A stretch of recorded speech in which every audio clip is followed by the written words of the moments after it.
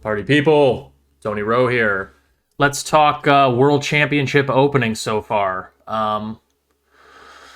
Everyone and their mother's been doing recaps, of course. I just figured I would talk about the openings. To me, that's the most interesting part, and that will allow me to fit three games into a reasonable sized video. I was on vacation.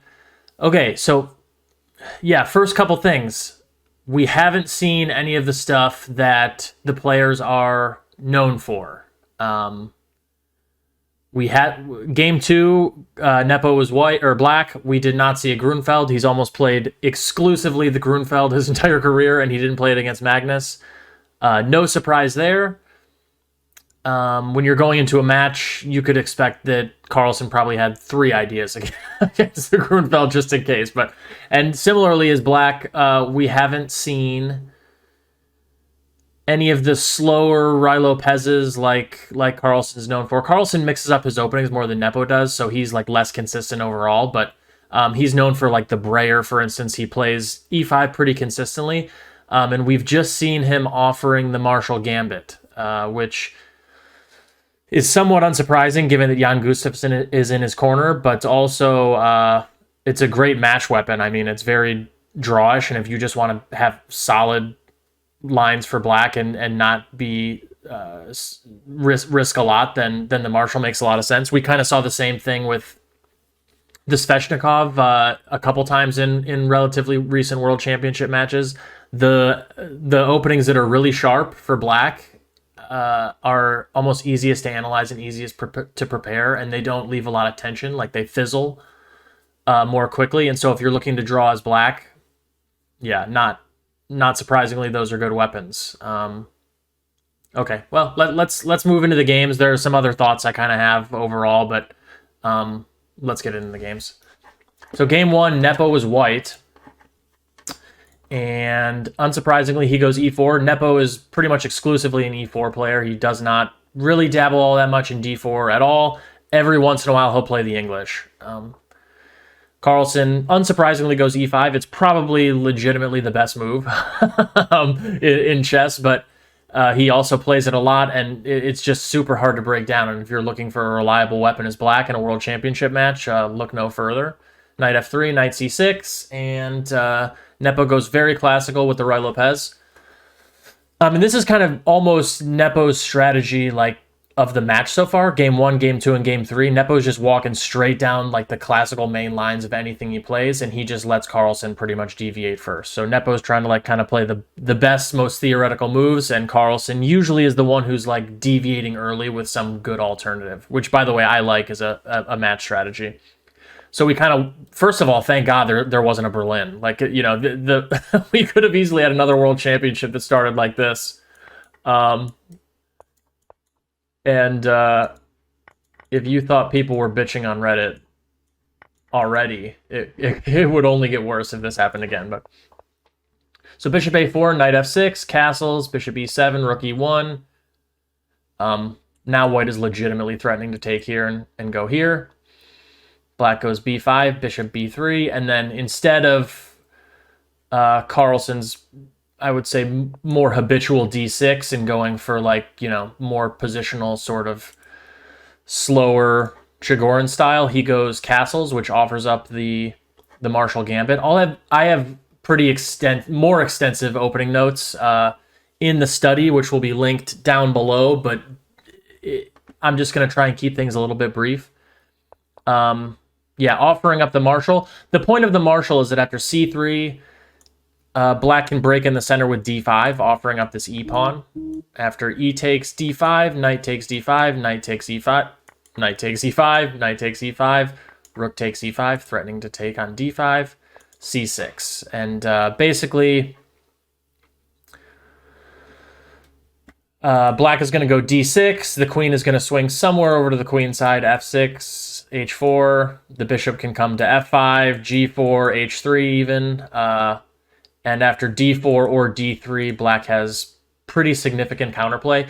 You know, historically, the Marshall attack started off as like this dreaded attacking weapon, but now it's been analyzed so deeply by computers and like just general sort of practice in high level chess that it's mostly considered a drawing weapon nowadays. The lines are analyzed so far, like d4, bishop d6, rook e1, queen h3, 4, g3, queen h3, and now like a bunch of moves have been played: queen e2, rook e4, bishop e3. And white doesn't have to go d4; he can go d3 instead. And same thing. And now black has a bunch of moves. Again, queen h4 is possible, but bishop f5 is very popular. And if you're wondering what the real main difference between d4 and d3 is, it's that after d4, bishop d6, rook e1, queen h4, g3, queen h3, bishop g4 here would be like of moderate annoyance. White has tried rook e4, and then black goes g5 here, threatening like f5, f4, for instance, also stopping rook h4, etc. And the tactical point here is that bishop g5, queen f5 hits both this rook and the bishop at the same time. Sadness ensues. But after d3, same line: bishop d6, rook e1, queen h4, g3, queen h3, rook e4, g5, bishop takes g5, queen f5, the rook is defended. So g5 no longer works here. But there are other good moves. And there are other subtleties to d3 versus d4, but that's a major one. So that's the Marshall, sort of in the shortest nutshell possible. And then nowadays, like, there are two main anti-Marshalls that have kind of blossomed into openings in and of themselves, those moves being h3 and a4. And we'll see one of each in game 1 and game 3. In game 1, Nepo tried h3. Just a useful improving move. Asking, especially against the d5 break, asking, Carlsen what he's going to do here. Like, for instance, d5 is just not nearly as good with the pawns on, not only the pawn on h3, but the pawn not on c3. With the d3 square not weakened, this position is just quite a bit less exciting. Historically, there have been a lot of moves here after h3, like bishop b7 is a move, d6 is a move. In fact, like d6, c3 is actually just a transposition to like the main line of the Chigorin, which you normally reach via d6 first. But so that was an offer from Nepo to go back into the standard main lines that maybe Carlsen's more familiar with. But Carlsen already, like on move 8, comes up with this like wicked novelty, knight a5, which is like sort of confusing at first because it just hangs the e5 pawn. Like, white goes rook e1, protects the e4 pawn. There are no tricks along the e file, and then Carlsen makes what almost looks like a beginner mistake. Like, you see some beginners in e4, e5 make these kind of knight a5 moves hanging the e5 pawn. But yeah, I mean, obviously a deep idea, and it looks to be a good one too. I mean, in game 3, Nepo did not want to play this again. And the point is really that after knight takes b3, a takes b3, bishop b7, hitting the e4 pawn, d3, d5, black gets, first of all, has the 2 bishops, and second of all, gets a lot of like early activity and pressure, and it becomes very hard for white to comfortably develop and actually use that extra pawn on the queen side. And it is interesting to note that Nepo didn't think very long. All of these moves, even up to a further point here, like e takes d5, queen takes d5, queen f3, obviously dealing with the mate threat. Bishop d6. There's a pretty nasty threat here. I'll show you guys in a second. And then Nepo played king f1 like super fast. All of these moves were played quite quickly, which leads me to believe like somehow maybe Nepo had already looked at this, anticipating that this move was possible, or maybe this is like knight a5 is a top choice of like Leela 0, or just, you know, it some of these guys, like, they've analyzed these lines so much that maybe Nepo was planning on using this himself at some point. But yeah, all these moves were played pretty quick. But let's rewind a little bit to understand kind of like what black is sort of looking for. We can look at just like maybe a more obvious move, knight c3 instead of e takes d5, and after d takes e4, d takes e4, queen takes d1, rook takes d1, knight e4, knight e4, bishop e4, c3. Like, this would be like a disaster for white, for instance. Just not up a pawn. Black has the two bishops in a relatively open position, good pressure. That's not obviously what Nepo is looking for. You sort of have to take and go into this mess. And then after bishop d6, black has this really nasty threat, actually, of queen e5.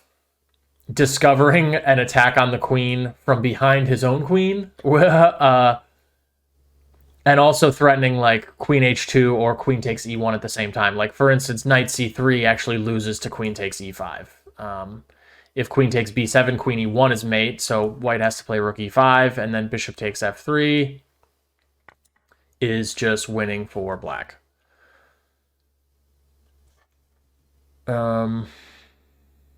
And something like queen takes d5 here, which also looks very natural. I think just something like knight d5, threatening rook e8, knight b4. Knight b4 ends up being like a real thorn in white's side for a long time, actually. The fact that white does not have a3 anymore because of knight takes b3 is actually an insanely significant part of black's compensation, which is weird. Bishop d2, stopping knight b4. And then knight e7, pretty strong move. Either looking to go to the d4 square, which is like a slight improvement over the b4 square, to like h4 possibly to create some weaknesses in white's king side. Sorry for this horrific graphic, by the way. Oh my god. Okay, but after queen f3, bishop d6, Nepo like really quickly played king f1, which meets the threat of queen takes e5 by just protecting the rook on e1, which is, it's like such a bizarre move. And then Carlsen goes rook f to b8, equally bizarre in a way. Like, rook a to b8 does not work, of course, relatively simply because of this. And if knight takes d5, then knight d7. And if bishop takes, then you lose the a pawn. So you have to go rook f to b8, and this actually renews the threat of queen takes e5 because now queen takes b7, there's rook b7 at the end, etc. So Nepo's kind of forced to exchange, and then after knight takes d5, again with the idea of knight b4, Nepo goes bishop d2, and then Carlsen goes c5. Stopping d4 from white, d4, knight d3 might have been like a useful regrouping, and stopping that, gaining space, and also possibly just preparing knight b4 again when bishop takes, c takes would not only give up the two bishops completely, but also open up the c file for against this backward c pawn on c2. And then Nepo finally goes into the tank. So like, this is move 16 of game 1, move 17 rather of game 1, and Carlsen played like a pretty much unseen novelty on move 8, and this was the first time both players stopped to think. And Nepo goes knight f3. Carlsen goes rook d8, just general useful moves, knight c3, knight b4. Yeah, again, this thorny, annoying knight e to c1, and Carlsen goes rook a to c8. Again, just another useful, like, sort of developing move. And black had good compensation here. It's like the two bishops, the active knight on b4, white's like super awkward queenside development. And I'll stop it here. Nepo didn't really get much of anything. And if anything, maybe Carlsen missed some chances kind of in the middle game to push for a little bit more, but didn't really waver that much from equality either way. But I would say in terms of game 1, like, who won the opening battle, I would say it was pretty clearly Carlsen. Like, offered up the Marshall, Nepo, refused with an anti-Marshall, and then Carlsen immediately uncorks a novelty and gets like a really easy game. And we'll see in game 3, Nepo switched it up to the other anti-Marshall with a4 because Carlsen just got too much. So Okay, game 2, Carlsen was white. Goes d4, knight f6, c4, e6, offering up a Nimzo Indian with knight c3, bishop b4, for instance. Carlsen declines, and then Nepo goes solid with d5. It's also possible to like go into the Queen's Indian with b6, or if you want to get real frisky, the modern Benoni with c5. And after d5, maybe kind of a mini surprise, Carlsen goes for the Catalan, which usually Carlsen has been very happy to play like the classical main lines of the Queen's Gambit with knight c3 and bishop b5 or bishop g5 or bishop f4, for instance. But yeah, he goes for the Catalan. And once again, we see like Nepo's strategy of just walking down like the absolute main lines. And this 7 d takes c4 has been like, or 6 d takes c4, excuse me, has been like super popular over the last like maybe, I don't know, 5 to 10 years. It historically, like other lines have been more popular. Of course, like Black can capture here, or you can go in for this bishop b4 check, bishop d2, bishop e7 line. Bishop d6 is also possible. Shout out to my video on it if you want to go check it out. Or Black can just enter like more closed lines of the Catalan with c6 and just leave the central tension for a lot longer. And usually in this case, Black would be like looking to go b6, bishop b7, and break out with c5 later, for instance, like this kind of stuff with just a massive amount of central tension. This also has historically been fine for Black, and you can see again in the study I have some more notes on those lines, but this one is very popular. And around the time Kramnik started to like bring back the Catalan, like for his world championship match, and I think maybe 2006,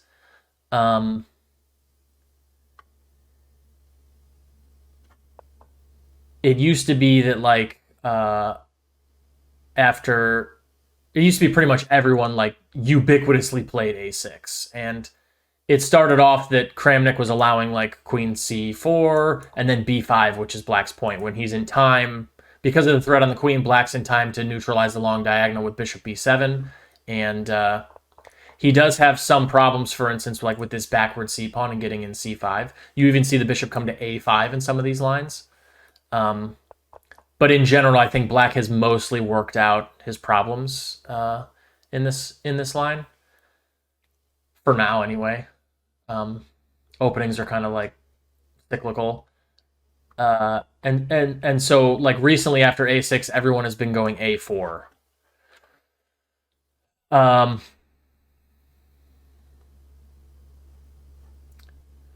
But yeah, like even more recently than this, within the past year or two, people have been starting to go like b5 immediately, and after a4,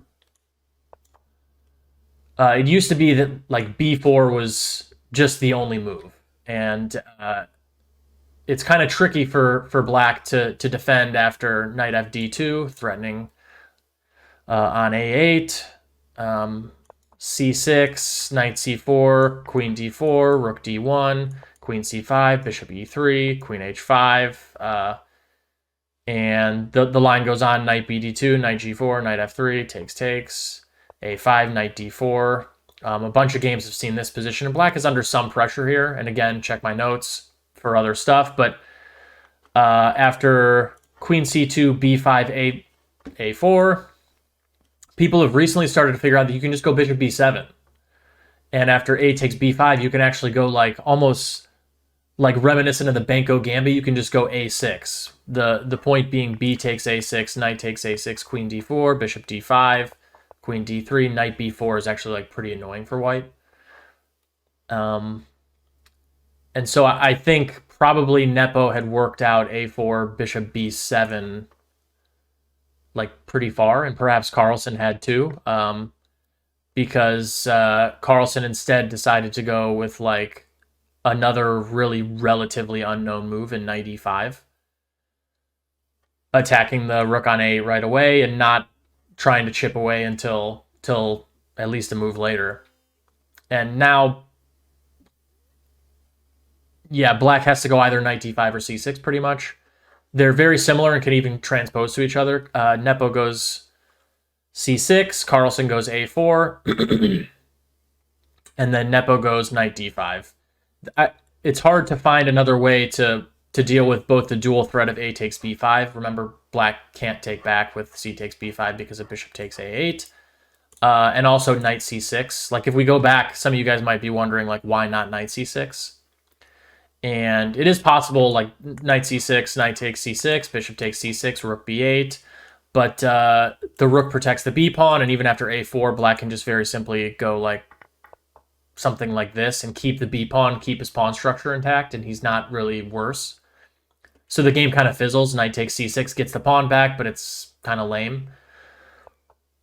But after a4, now knight takes c6, knight takes c6, bishop takes c6, rook b8, and like a takes b5 or bishop takes b5 would be like massive blowouts. So black does have to do something against that, and I think knight takes d5 or knight d5 is the only way to defend against both this move and this move at the same time.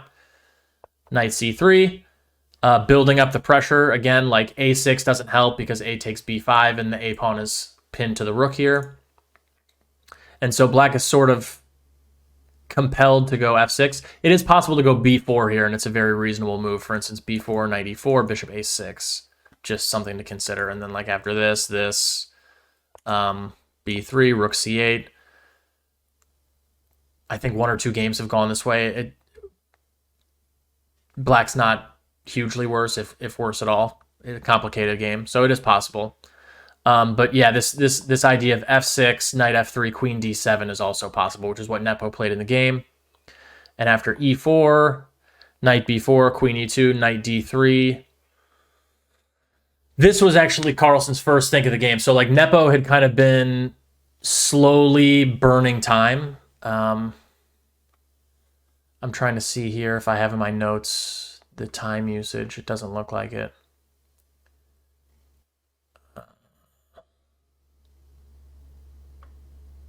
Yeah, I don't see it, but I do recall that during the game, like this was Carlsen's first big think. And he finds a good move. He goes e5, and it's a good multi-purpose move. Like, first of all, it opens the long diagonal again, and it opens the game in general when black's development is kind of laggy. Like, black's made a ton of pawn moves. And he's got this weird queen on d7. Most of his pieces are still in the back rank. And also, like, you stare at this position long enough, you realize b4 is actually really annoying. Like, now that the queen's on e2 and the pawn's on e4, like, knight e2 isn't possible, knight e4 isn't possible, and, like, knight a2, knight b1, knight d1 are pretty bad squares. So now b4, knight e4 would be very comfortable for white.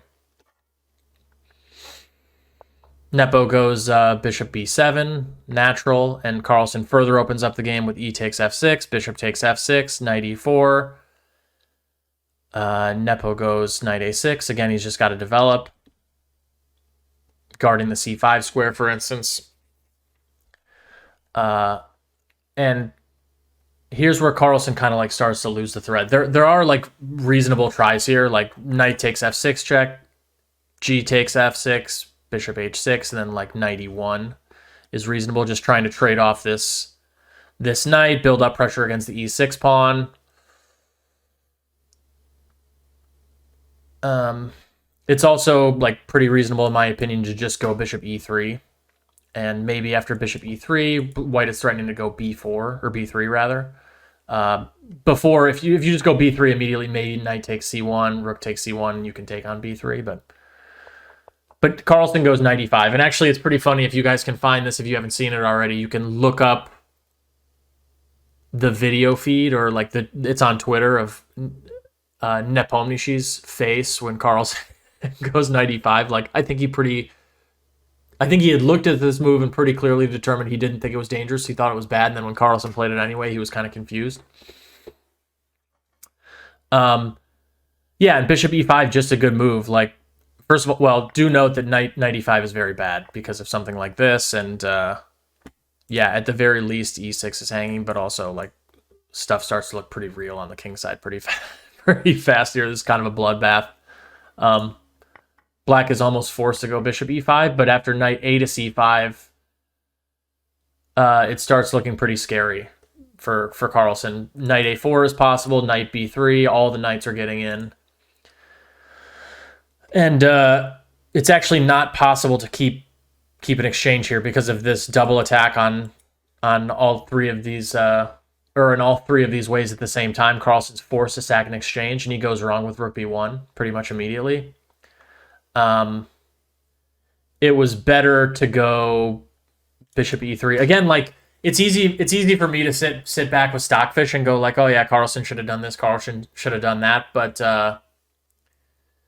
yeah, during the game, I'm not sure what he missed or what he misevaluated about bishop e3, for instance. But yeah, I mean, these positions are immensely complicated, and both players like made more than one mistake in this game, or at least inaccuracies. For every inaccuracy Carlsen made, Nepo Manishi gave it back like relatively quickly. So yeah, again, like bishop e3 here. Oop, not here.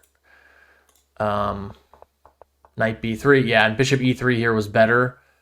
I think just keeping the dark squared bishop on principle is like because white's losing an exchange either way, you might as well keep your dark squared bishop because like it's such a strong minor piece. For instance, knight a1, rook a1, and now if knight e5, then bishop c5, knight d3, knight b7 works. Of course, this here. Queen b7, bishop takes f8, rook takes f8, a takes b5, queen takes b5, queen e6, check, king h8, rook a7. Maybe Carlsen saw this far and he thought white was losing after queen b2. I don't know. Queen b2, I think you have to play rook f7. But yeah, I mean, maybe he saw this far and he thought it was fine. Maybe he didn't even look, or he thought he was losing. I don't know. There's also b takes a4 here, and after bishop e4, knight e5, bishop c5.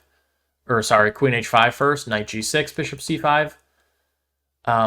Man, I mean, white has massive compensation. This is actually like one of my favorite positions from the whole game. Like, white's down an exchange, and what is this? 1, 2, 3, 4, 7 versus 4. So he's down an exchange in 3 pawns, which is like a whole rook, essentially. But black has the worst pawn structure you could possibly pick out. Like 2 double isolated pawn islands.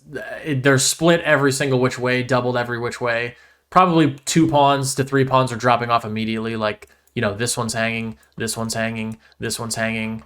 There's kind of like this threat to go like, I don't know, knight b7, bishop f8, or, like the knight, these minor pieces dominate the board and all of black's pieces are terrible. And white actually has pretty good compensation for the 5-point deficit. But yeah, again, bishop e3. After rook b1 instead, like this position, not as exciting for Carlsen. And after rook a to b8, he was like pretty clearly worse. But honestly, it didn't take even, I would say, like 8 moves or so before Carlsen was like right back in it and kind of pushing. And even by the end, you can see I won't force you guys to go through everything with me. People have already done that better than I could ever do it. But much further out, Nepo found the only way to comfortably even like really draw the game was to go rook d6, give the exchange back, and simplify into a position where he was down a pawn, 3v2. But easy draw for a guy like him.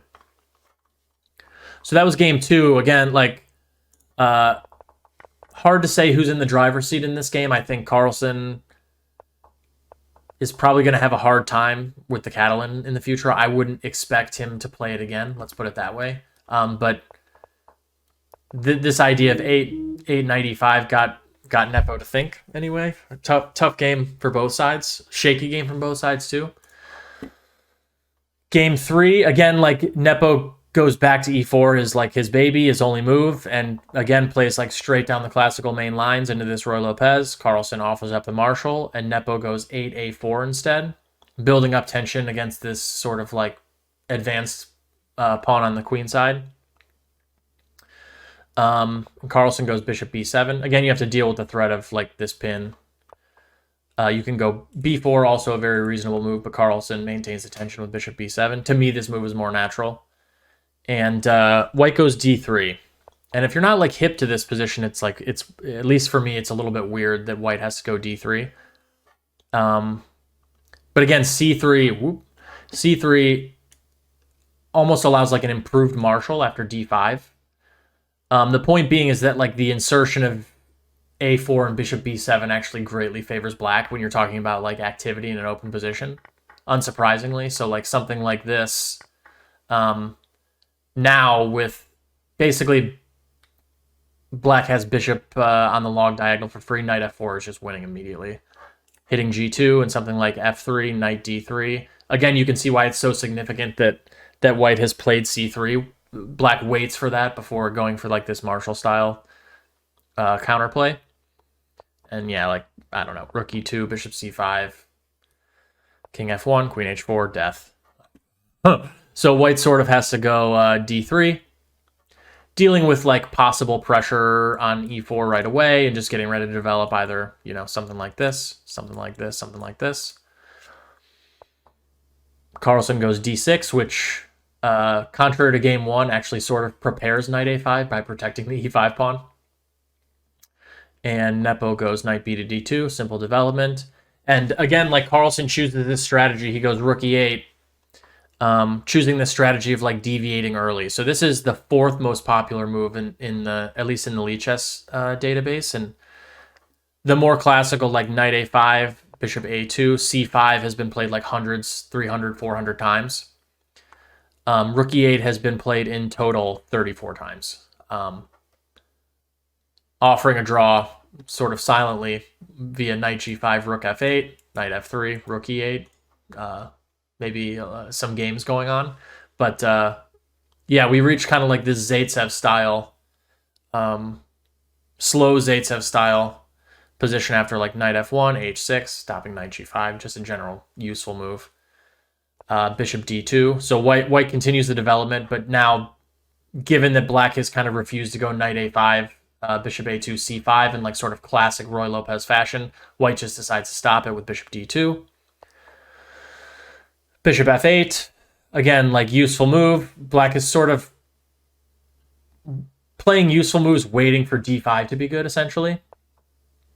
Knight e3, eyeing, you know, two very critical squares in the center.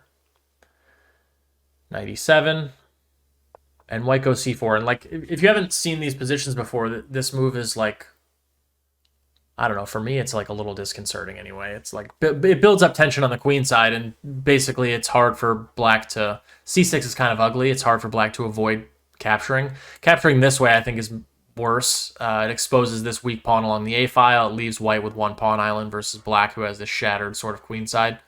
It's probably better to go this way like Carlsen does. Knight c4. And knight c4, yeah, I kind of ruined it with my graphic, didn't I? Knight c4 carries this massive threat of knight takes e5, d takes e5, knight takes e5, and white can't stop something smashing on f7, probably a bishop, and then bishop takes e8, and white has three pawns and a rook for two knights, which would probably be overwhelming once these things started marching forward, but Carlsen wisely goes knight back to c6. It is possible to go, like, why not knight g6? This sort of maybe is more in line with some people's intuition of what white would do in like this, or black would do in this structure. But the opening of the queen side in this knight on c4 actually carries like a second annoying positional threat, like knight g6 and then knight a5, of putting the knight on a5 and then trying to use this c6 square and also gang up on this backward c-pawn. Like bishop c8, knight c6, queen d7, rook c1 is kind of annoying in my opinion. And even after bishop e7, knight a5 again. And, you know, for instance, a5, bishop a4 could come, or, you know, bishop a5. It's annoying pressure, and so I think Carlsen's right. It looks weird to, like, when you look at this game, you're like, okay, knight e3, knight e7, he goes, you know, knight c6 to e7, and then one move later he goes back to c6. But I think allowing knight a5 would be a kind of an annoying thing to happen. So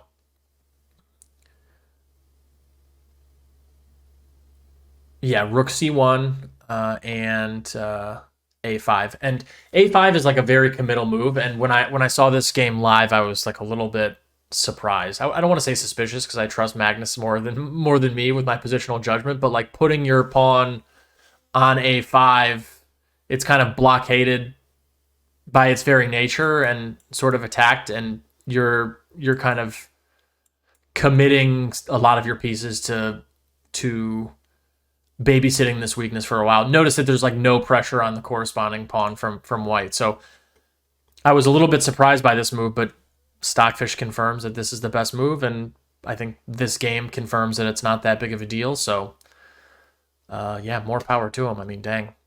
So Nepo goes bishop c3, Carlsen goes bishop c8, and this actually is a very strong move. I mean, it's hard to almost appreciate how much better the bishop is on e6 than on b7. First of all, it opens up the b file, which black sorely needs to start working up pressure against this bishop, and maybe the pawn on b2, the b4 square, like long term. But also from e6, again, there's like this annoying pressure against this sort of constellation of pieces here, but also starts preparing the e6 break. So maybe the most important move of the game here from Carlsen. And up until a5, like up until this position, Carlsen was mostly blitzing out his moves. Like I think he had used 10 minutes total, which like, you know, is nothing when you have 2 hours to reach the first time control. And he sunk into longer thinks for a5 and bishop c8. But I think those two moves are almost key. Like after d4, knight d4, queen d4, bishop e6. Like Nepo thought for quite a while, I believe, and sort of realized that his pieces are kind of awkwardly placed, and there's nothing he can really do to stop d5. He just tries to slightly improve with h3. But after c6, bishop c2, d5, yeah, there's just a flurry of exchanges. Once again, this is like I talked about this in my, you know, club player's mistake video, maybe 2 or 3 videos back. The only thing statically, like one of the things statically white has a lot of times in many classical openings is like this pawn on the 4th rank versus this shorter center on the 6th rank. And that gives him a tiny space advantage. And so like, that's why you see in the Sicilian and E5, it's so common that D5 equalizes like so cleanly, or it's such an important idea to play D5 because that's what cancels out that tiny space advantage. And yeah, after H3, D5, C6, bishop C2, D5, yeah, huge simplification takes place, and it's just completely equal. Like E5, D takes C4, queen takes, rook takes, E takes F6, bishop B4, takes. Yeah, pretty much a completely equal endgame. The double pawns here aren't really all that significant. Yeah, and again, no real problems for Carlsen drawing after this. Pretty equal, and you know, I don't know, 8 moves later they agreed to a draw. So like overall conclusions, I kind of think Carlsen has sort of outdone Nepo in the opening so far. I mean, like especially as black, Nepo has gotten nothing in the Ruy Lopez, and I would expect him to switch relatively soon. Maybe a Scotch or an Italian, or maybe he just goes like C4, like he has typically done in the past. I'd be more surprised if he switched to D4 because he just doesn't have a lot of experience there, but maybe he did a ton of work and he went into the match ready to switch to D4, like the halfway mark, or as a surprise. Or Carlsen as black is killing it. We haven't seen a lot of White Carlsen games, only one. I wouldn't expect him to go back to the Catalan. First reason is that I don't think he got very much there. And I think it's hard to get an advantage against 6 takes D takes C4 in general. But also, historically, Carlsen has moved around a tremendous amount as white in the World Championship matches. I think against Caruana, he played like E4, D4, and C4. And against Anand, he played E4 at the starting of the match, and then switched over for a couple games of D4. And yeah, as white, historically, not only in matches, Carlsen has moved around a lot. I think it's a very reasonable match strategy, trying to stretch people's defenses as black when you have a chance to just play really solid, hard to beat theoretical lines as black. So yeah, I would expect Nepo to start moving around, and I would expect Carlsen to play very solidly as black and continue to mix it up as white. It'll be interesting to see who starts mixing it up first, or if both players are content to go to the rapid. We'll see. Another general trend I think that's interesting is like this is the first, maybe second world championship where like the AI engines or like the neural network engines have been like really prolific and strong, and it sort of shines through, at least in my opinion, in the preparation, like Carlsen's preparation, especially like his willingness to play these long-term pawn sacrifices, not only the Marshall proper, but like the knight a5 line in the first game and knight e5 in the second game in the Catalan. He's looking for like these Alpha Zero style like material investments for long-term positional pressure, which is an interesting match strategy as well. Like going in, people thought Nepo didn't have the endurance, and maybe Carlsen is just trying to play like these long-term pressures, stretch out the tension, play, you know, a lot of moves under pressure early and try and make him crack in the back half of the match. Only time will tell. So if you like the video, like, subscribe, please, turn on the bell, all the things, you know, YouTubers are supposed to say, and comment what you think, like, about the opening so far. Who do you think's gotten the better positions? Who do you think has the better chances in the match? Do you think Carlsen's going to switch? Do you think Nepo's going to switch to like the English, for instance, or the Scotch or the Italian? Yeah, just throw some comments below. Let me know what you think. Let's get some discussion. I love like the community aspect of YouTube, so let's make it happen. Yeah, see you guys tomorrow for game 4. Let's do it. Tony Rowe, out.